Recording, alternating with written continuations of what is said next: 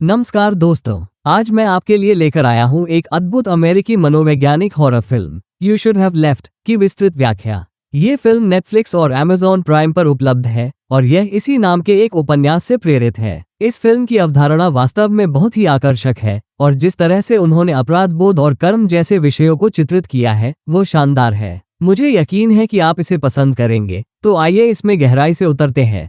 Film एक छोटी लड़की एला से शुरू होती है जो अपने बिस्तर पर शांति से सो रही है। अचानक एक रहस्यमय आकृति टोपी पहने उसके बिस्तर के पास दिखाई देती है। जब वो चिल्लाने की कोशिश करती है तो वह आकृति डरावनी आवाज में कहती है, तुम न बोल सकती हो, न सांस ले सकती हो। एला का दम घुटने लगता है और वह आकृति कहती है, मैं तुम्हें तुम्हारे पिता के बारे में कुछ बताने आया हूँ। फिर थियो जाग जाता है। ये सब एक बुरा सपना था। हमें पता चलता है कि थियो को महीनों से ये भयानक सपने आ रहे हैं और वह इनके लिए दवाएं ले रहा है। उसके थेरेपिस्ट ने ये भी सुझाव दिया है कि वह अपनी भावनाओं को लिखने और तनाव कम करने के लिए एक डायरी रखे। थियो अपनी बेटी एला और अपनी पत्नी सुसाना के साथ रहता है, जो एक पेशेवर अभिनेत्री है। थियो अक्सर सुसाना को लेकर असुरक्षित रहता है क्योंकि वो सुंदर है और उससे बहुत छोटी है। जब भी सुसाना को दोस्तों या सहकर्मियों के फोन आते हैं, थियो चुपके से चिंता करता है कि वह किसी और के साथ संबंध रख सकती है, हालांकि वो कभी भी इसे उसके सामने व्यक्त नहीं करता। थियो एक सेवानिवृत्त बैंकर है जिसके पास एला की देखभाल के अलावा ज्यादा कुछ करने को नहीं है। इसलिए वो सुसाना के साथ छुट्टी की योजना बनाता है, जिसके पास अगली शूटिंग से पहले 2 हफ्ते का समय है। वे वेल्स नामक एक खूबसूरत जगह पर ऑनलाइन एक घर किराए पर लेते हैं। जब वे घर पहुंचते हैं तो वे देखकर हैरान रह जाते हैं कि यह कितना विशाल, सुंदर और शांत है। लेकिन कुछ अजीब होता है। मोबाइल नेटवर्क केवल घर के कुछ विशेष स्थानों पर ही काम करता है। उस रात एला अपने कमरे में एक छाया देखती है। जब वह अपने पिता को इसके बारे में बताती है तो थियो सोचता है कि वो सिर्फ सोने से बचने के लिए बहाने बना रही है। बाद में थियो घर की सभी बत्तियां बंद करने जाता है। जब वो शुरू करता है तो घड़ी रात के 10:34 बजे दिखाती है, लेकिन जब वो समाप्त करके वापस ऊपर आता है तो 3:12 बज चुके होते हैं। उसने सिर्फ बत्तियां बंद करने में 4.5 घंटे बिता दिए। हालांकि वो इस समय के अंतर को नहीं देखता। अगली सुबह थियो को सुसाना का एक नोट मिलता है जिसमें लिखा है कि वो एला के साथ टहलने गई है। अपनी डायरी में लिखते हुए हमें पता चलता है कि थियो इतना तनावग्रस्त क्यों रहा है।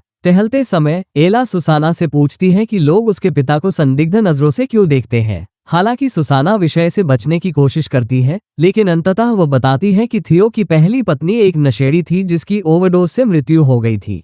सभी को थियो पर उसकी हत्या का संदेह था और एक लंबा मुकदमा चला, लेकिन अंततः वो निर्दोष साबित हुआ। हालांकि लोगों ने उसे कभी भी वास्तव में निर्दोष के रूप में स्वीकार नहीं किया। इस बीच थियो सामान लेने के लिए पास के गांव जाता है। वहां वो एक दुकानदार से मिलता है जो पूछता है कि क्या वो पहाड़ी पर स्थित घर में रह रहा है। जब थियो इसकी पुष्टि करता है तो दुकानदार पूछता है कि क्या अब तक कुछ अजीब हुआ है और क्या उसने मालिक स्टेटलर से मुलाकात की है। थियो कहता है नहीं और पूछता है कि घर कितना पुराना है। दुकानदार जवाब देता है सिर्फ 4 साल और उससे पहले वहां एक और घर था। थियो के जाने से पहले दुकानदार उसे एक त्रिकोणीय उपहार देता है, कहते हुए तुम्हें इसकी जरूरत पड़ेगी। दुकान के बाहर थियो एक महिला को अपनी कार के पास खड़े देखता है जो भी पूछती है कि क्या उसने स्टेटलर से मुलाकात की है। जब थियो घर लौटता है तो उसे पता चलता है कि सुसाना ने एला को उसकी पूर्व पत्नी के बारे में सब कुछ बता दिया है। यह उसे गुस्सा दिलाता है क्योंकि वो एला को खुद बताना चाहता था। उसे डर है कि एला भी उसे हत्यारा समझ सकती है जैसे बाकी सब लोग समझते हैं। लेकिन रात के खाने के दौरान जब एला उसके साथ प्यार से पेश आती है तो थियो को राहत मिलती है और वह सुसाना से अपने व्यवहार के लिए माफी मांगता है। उस रात थियो के बुरे सपने उसे जगा देते हैं। वो अपनी डायरी में लिखने के लिए लाइब्रेरी जाता है जहां उसे आपको अभी जाना चाहिए शब्द लिखे मिलते हैं। वो अपने पीछे किसी की उपस्थिति महसूस करता है और आईने में एक छाया देखता है। जब वो मुड़ता है तो उसे बुकशेल्फ के बीच एक दरवाजा दिखाई देता है जो पहले वहां नहीं था। थियो दरवाजा खोलता है जिसमें से सीढ़ियां एक तहखाने की ओर जाती है। 20 मिनट तक खोजबीन करने के बाद वो वहां एला को देखता है। चौंक कर वो चिल्लाता है कि यह एक सपना है और जागने के लिए खुद को मारता है और वास्तव में यह एक सपना था। थियो सुसाना को अपने बुरे सपने के बारे में बताता है और वह स्वीकार करती है कि उसे भी यहाँ आने के बाद से बुरे सपने आ रहे हैं। वे तुरंत घर छोड़ने का फैसला करते हैं। सामान पैक करते समय थियो देखता है कि सुसाना के पास 2 मोबाइल फोन हैं, जो ये संकेत देता है कि वो उसके साथ धोखा कर रही है। गुस्से में वो लाइब्रेरी जाता है और अपनी डायरी में आपको जाना चाहिए था, अब बहुत देर हो चुकी है लिखा हुआ पाता है। वो महसूस करता है कि पिछली रात उसने जो देखा था वो कोई सपना नहीं था। नाश्ता बनाते समय थियो देखता है कि जब एला गलती से एक गिलास गिरा देती है तो पानी दो अलग अलग दिशाओं में बहता है। दुकानदार से मिले त्रिकोण का उपयोग करके वो महसूस करता है कि दीवारें सीधी नहीं है। वो कमरे को अंदर और बाहर से मापता है और पाता है कि यह अंदर से 26 फीट चौड़ा है लेकिन बाहर से केवल 21 फीट, अंदर अतिरिक्त 5 फीट है। इससे पहले कि थियो इस बात को समझ पाता, एला अपना स्वेटर लेने के लिए अंदर जाती है। कांच के माध्यम से थियो उसे एक दरवाजे से प्रवेश करते हुए देखता है जो एक पूरी तरह से अलग कमरे की ओर जाता है। जब वो बाहर निकलने वाली होती है तो वो गायब हो जाती है, जिससे थियो हैरान हो जाता है और उसे खोजने के लिए अंदर भागता है। ये स्पष्ट हो जाता है कि यह घर कोई साधारण घर नहीं बल्कि एक विशाल भूलभुलैया है। अंदर के आयाम अपने आप बदलते रहते हैं,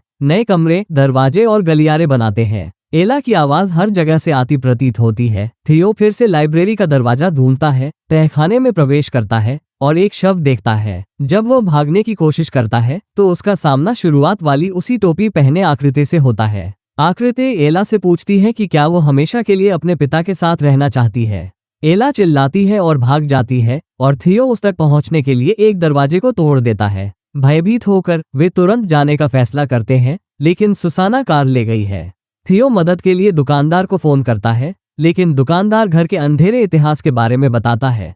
वर्षों पहले शैतान द्वारा एक मीनार बनाई गई थी जिसमें ईश्वर द्वारा दंडित करने के लिए बुरी आत्माओं को कैद किया गया था। जब मीनार ढह गई तो शैतान ने एक ऐसा घर बनाया जो लोगों को चुनता है बजाय इसके कि लोग उसे चुने। थियो और एला रात में पैदल निकल जाते हैं, लेकिन घंटों चलने के बाद वे खुद को फिर से घर के पास पाते हैं।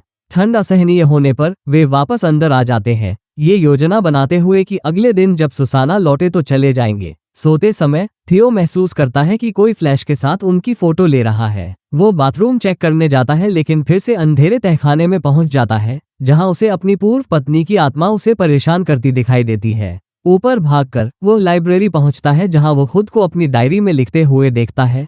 वो अपने अतीत में यात्रा कर चुका है, उस क्षण में जब उसका पेन गांव जाने से पहले स्याही से बाहर हो गया था। भविष्य का थियो डायरी में एक चेतावनी लिखता है, छोड़ दो, तुम्हें जाना चाहिए और दूर चले जाना चाहिए। जब वो लाइब्रेरी से बाहर निकलता है तो वो खुद को उस समय पर वापस पाता है जब वे पहली बार घर में प्रवेश कर रहे थे।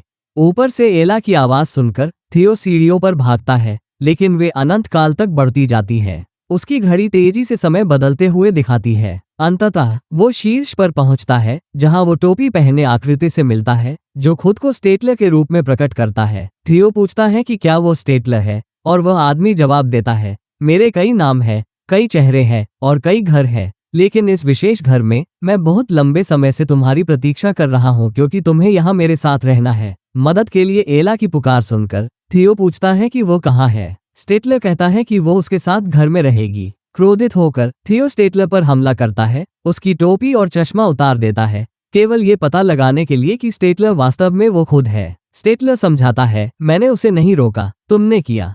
वो तुम्हारे झूठ के कारण यहाँ है। वो तुम्हारे पापों के लिए भुगतान कर रही है। अगर तुम उसे जाने देना चाहते हो तो तुम जानते हो कि तुम्हें क्या करना है। फिर वह गायब हो जाता है।